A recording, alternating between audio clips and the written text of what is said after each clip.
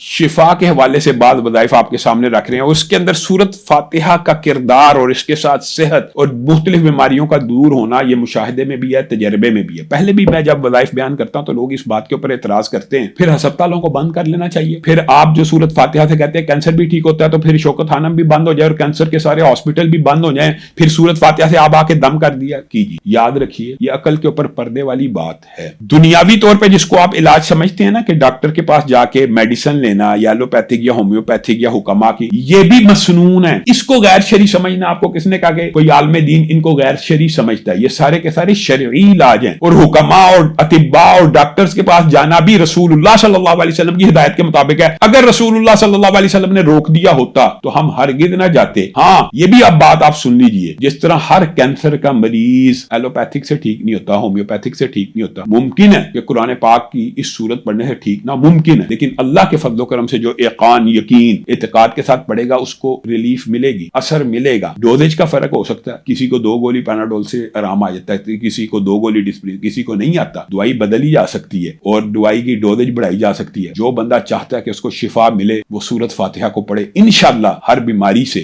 جتنی خاص طور کے اوپر اس کے ساتھ منسلک بیماریاں حدیث سے ثابت ہیں، زہریلی، دماغی، وہ انشاءاللہ دور ہوں۔